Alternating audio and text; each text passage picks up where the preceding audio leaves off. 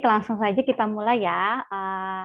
Selamat malam teman-teman semuanya. Terima kasih sudah mengikuti reguler kelas pada malam hari ini ya. Perkenalkan, saya Dr. Gigi Ainul Husna. Pada malam hari ini saya akan memandu teman-teman untuk belajar tentang gambaran radiologi anomali gigi. Semoga setelah kelas ini selesai nanti teman-teman jadi lebih paham ya tentang gambaran radiologi dari anomali gigi. Oke. Ya, langsung saja ya. Kalau kita bicara tentang anomali gigi, maka yang kita bicarakan di sini adalah mengenai kelainan yang terjadi pada jaringan keras gigi. Jaringan keras gigi itu kan ada email, ada dentin, kemudian sementum, dan lain sebagainya itu ya teman-teman. Lalu kelainan ini dapat diamati dengan cara pemeriksaan klinis dan pemeriksaan radiograf.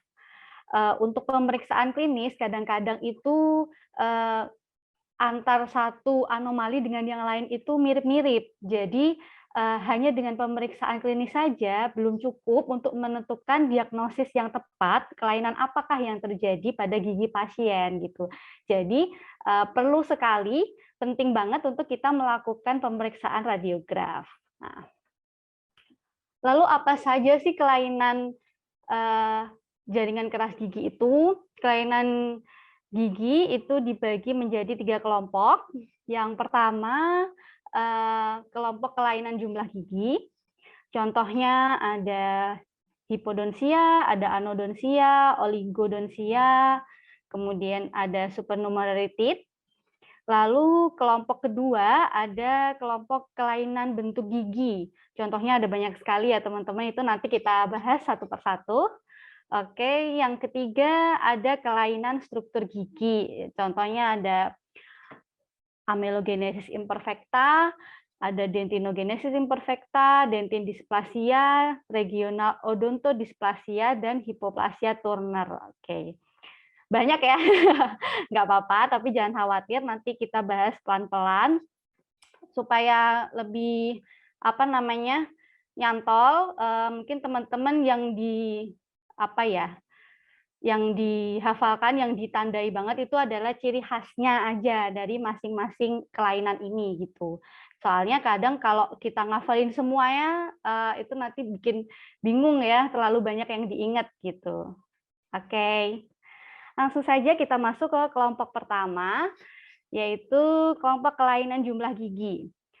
Kalau kita membicarakan tentang kelainan jumlah gigi, itu ada 2 kemungkinan ya. Yang pertama adalah jumlah giginya kurang dari normal.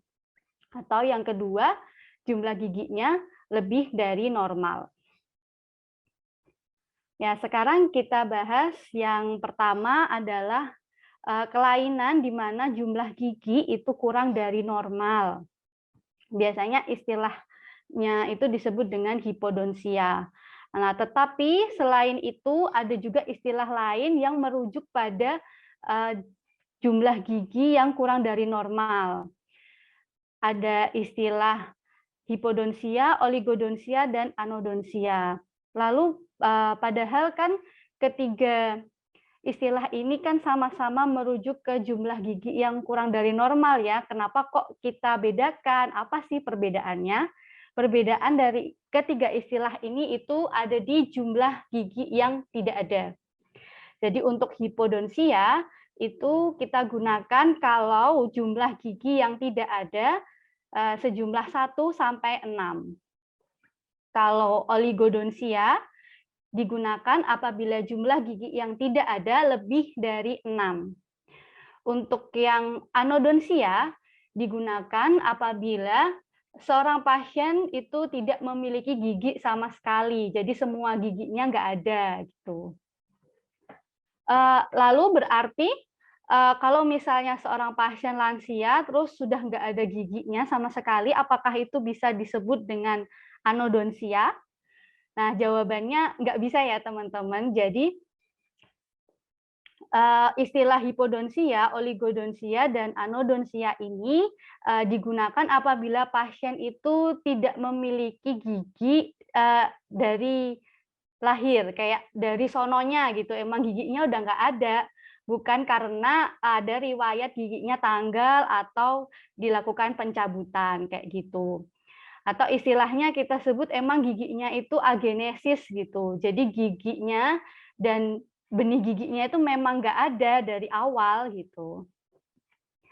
Nah, jadi sudah jelas ya untuk penampakan klinisnya, yaitu jumlah giginya kurang dari normal, lalu tidak ada riwayat ekstraksi maupun giginya tanggal. Selain itu juga kadang giginya itu sudah memasuki usia erupsi tapi kok belum juga erupsi. Itu bisa kita curigai mungkin pasien menderita adanya agenesis dari gigi tersebut. Begitu. Lalu untuk penampakan radiografisnya, jumlah giginya kurang, sudah jelas, lalu tidak tampak adanya gigi maupun benih gigi. Nah, ini perlu digarisbawahi ya teman-teman, gigi maupun benih giginya itu nggak ada gitu. Kadang kan ada gigi yang mengalami impaksi ya, jadi dia secara klinis tidak muncul ke permukaan, tapi setelah di ronsen ternyata benih giginya ada. Nah, tapi kalau kondisi yang sedang kita bicarakan ini, baik giginya maupun benih giginya itu nggak ada. Nah, memang kondisi hipodonsia ini bisa terjadi di gigi permanen maupun gigi desidui, tetapi lebih banyak terjadi di gigi permanen. Apabila terjadi di gigi permanen, gigi-gigi yang paling sering terlibat itu paling banyak adalah M3, kemudian premolar kedua rahang bawah, incisivus kedua rahang atas, lalu incisivus pertama rahang bawah. Ini adalah gigi-gigi yang sering ya menurut teori, menurut buku ataupun jurnal, tapi tidak menutup kemungkinan gigi yang lain juga bisa jadi mengalami agenesis tadi. Lalu apabila terjadi pada gigi desidui, gigi yang sering kali tidak ada itu adalah gigi-gigi incisivus rahang atas. Gambaran ronsennya itu seperti apa? Gambaran ronsennya, nah ini dia. Pada ronsen ini, itu pasien tidak memiliki gigi 14, 12, 22, 24, lalu tidak memiliki gigi 35 dan 45 ya. Nah, karena gigi yang nggak ada, ini jumlahnya ada berapa itu? 1, 2, 3, 4, 5, 6, 7. Ada 7, berarti kita sebut kondisi ini dengan istilah oligodonsia, karena gigi yang tidak ada berjumlah lebih dari 6. Gitu.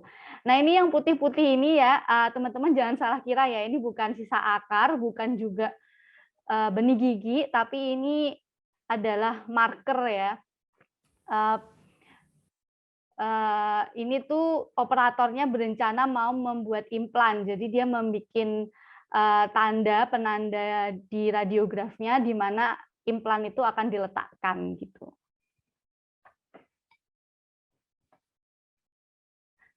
Oke, selanjutnya kita bahas yang kemungkinan kedua, yaitu jumlah giginya lebih dari normal atau biasanya disebut dengan supernumerated. In Indonesia biasanya gigi tambahan lah gitu. Lalu supernumerated ini juga punya beberapa istilah ya teman-teman. Jadi istilahnya banyak gitu. Istilahnya ada 4. Yang pertama ada supplemental teeth, lalu ada mesiodens, kemudian ada peridens dan distodens. Untuk supplemental teeth itu yang seperti apa? Supplemental teeth itu adalah gigi tambahan yang struktur dan bentuknya itu seperti gigi normal. Ini biasanya terjadi di gigi premolar rahang bawah. Biasanya tuh kadang gigi premolarnya ada 3, terus 3-3-nya itu bentuknya seperti gigi yang normal gitu. Maka pada kasus itu, maka gigi tambahannya itu kita sebut sebagai supplemental teeth. Lalu ada lagi istilah mesiodens, peridens, distodens. Bedanya apa sih? Kok belakangnya ada dens-nya? Nah, ini perbedaannya ada terletak di regio mana gigi supernumerary itu berada gitu. Untuk yang mesiodens itu gigi supernumerary-nya terletak di regio anterior maxilla. Biasanya yang paling sering itu di garis tengah di antara dua gigi incisivus sentral maxilla. Terus biasanya giginya ini berukuran lebih kecil dari normal, terus meruncing seperti konus dan akarnya pendek. Lalu untuk peridens, peridens itu adalah gigi tambahan yang terletak di regio premolar gitu. Biasanya terletak dua sisi bilateral kanan kiri, terus karena biasanya lengkung rahangnya itu kan nggak cukup ya kalau untuk menampung gigi tambahan, maka biasanya peridens itu tumbuh di sebelah lingual atau palatal dari processus alveolaris. Lalu untuk distodens, distodens ini juga punya nama lainnya adalah paramolar. Nah, distodens atau paramolar ini gigi tambahan yang terletak di regio molar. Biasanya distodens atau paramolar itu paling sering terjadi di dekat-dekat gigi M3. Biasanya seseorang punya 4 gigi molar, nah, itu disebut dengan distodens atau paramolar. Nah, supernumerary teeth ini sebenarnya dapat diketahui dengan pemeriksaan klinis apabila gigi supernumerary-nya erupsi sempurna. Tetapi kadang-kadang kan lengkung gigi itu tidak cukup untuk menampung gigi supernumerary supaya bisa erupsi sempurna, sehingga dia jadinya erupsinya tidak normal atau terjadi impaksi atau malah menghalangi erupsi gigi yang lainnya gitu. Maka apabila ada kondisi tersebut, kita harus dan wajib untuk melakukan pemeriksaan radiograf gitu. Bagaimana penampakan radiografisnya? Penampakan radiografisnya itu terdapat gigi atau benih gigi tambahan gitu. Lalu benih gigi atau gigi tambahan ini bisa jadi superimposisi dengan struktur yang lain ya. Bisa jadi dia superimpos dengan gigi-gigi di sebelahnya gitu. Lalu biasanya kita kan pada diagnosis awal itu bisa menggunakan radiograf 2 dimensi, yaitu contohnya periapikal atau panoramik gitu.